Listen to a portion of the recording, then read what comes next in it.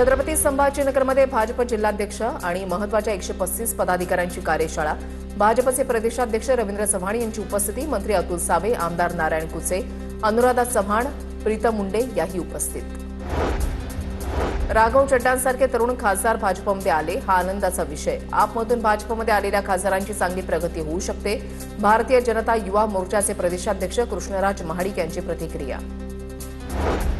केडीएमसीच्या रात्र निवारा केंद्रांवर अनधिकृत कब्जा, स्थायी समितीमध्ये भाजपचा गोंधळ, बेघरांसाठीच्या केंद्रांचा वापर मदरसा आणि लॉजिंगसारखा होत असल्याचा नगरसेवक मंदार हळबे यांचा आरोप, सखोल चौकशीची मागणी।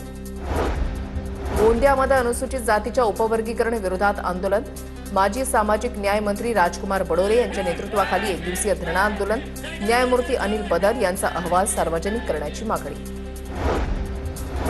जैन समाजासाठी स्वतंत्र महामंडळ स्थापन करणार, महाराष्ट्र देशातील पहिलं राज्य। वर्ध्यामध्ये महामंडळाचे कामकाज 1 मे पासून सुरू होणार। साधू संतांच्या विहार व्यतिरिक्त इतर ऍक्टिव्हिटीसाठी सभागृहाचा वापर करता येणार।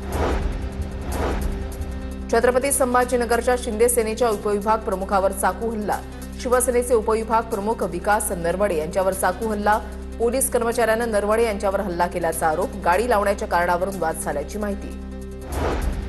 भुसावळच्या नगराध्यक्ष गायत्री भंगाळे यांचं जात प्रमाणपत्र अवैध ठरल्यानं त्यांचं पद धोक्यात। नुकत्याच झालेल्या निवडणुकीमध्ये त्यांनी मंत्री संजय सावकार यांच्या पत्नी रजनी सावकार यांचा पराभव करून विजय मिळवला होता।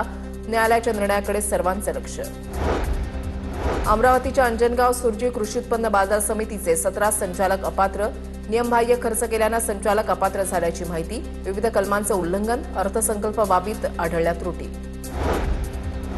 कराड दक्षिणमधील विंग आणि नांदगावमध्ये उभारण्यात आलेल्या 5 मेगावॅट सौर ऊर्जा प्रकल्पाचं लोकार्पण, भाजपचे आमदार डॉक्टर अतुल भोसले यांच्या हस्ते लोकार्पण। सौर ऊर्जा प्रकल्पामुळे शेतकऱ्यांना शेती पंपासाठी दिवसा मुबलक वीज पुरवठा मिळण्याचा मार्ग मोकळा।